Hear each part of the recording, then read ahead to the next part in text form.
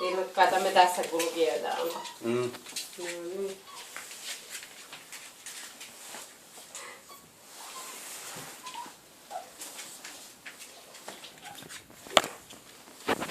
Hyvä, kun tuossa pihalla kun semmoisen reilun tunteroisen kun aina pietty kerrallaan, niin sitten ne kun tulee illalla sisälle, niin Joo. sammuvat kyllä ja nukkuvat hirmu hyvin yönsä sitten. No viime yönä alkoi olla sitten, mitä se oli? 5 aikoina alkoi semmoinen älämölö tulemaan jo, että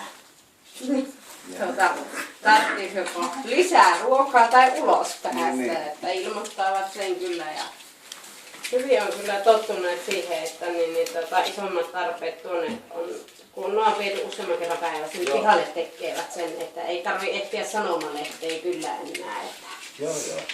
muuta. Tähän aikaan vuodesta ihan hyvä, kun ei ole pakkaset tuolla liekkeen. Kyllä. Mutta oli tässä, vaikka oli se kylmät päivät, niin kyllä me käytettiin niitä ulkona, että totutteluna, että niin. Mutta sitten ajallisesti vähemmän aikaa tietenkin. Huomaa, että kyllä tarvitsee sitä ylimääräistä energiaa on ihan hirveästi. Sitä on saatava purkaa kyllä. Että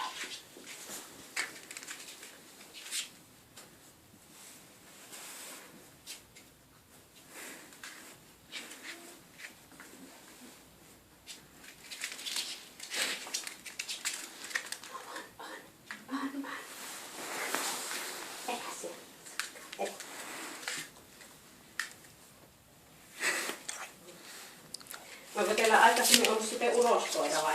Joo. No 3 tiikleä olen kaikki ollut uroksia. Niin. Sehän tässä oli vähän, että Niin. vaimo sitä tyttökoiraa vähän vieroksuutteessa. Että se pikkasuli mun takia. Se on niin. Kerran vuodessahan se on. Niin, ja sitten riippuen, onko se 2 vai onko se kerran. Toisilla voi olla vain kerran vuodessa. Niin mä kuulin. Ja ei siinä silleensä esteitä ole kyllä ollut näillä, että Niin. meillä on aina ollut se narttukoira, mikä on ollut, ja niin ei sitä kyllä ongelmaa ole ollut, että se ei ole kuin ne muutamat päivät sitten, mitä usein pihassa.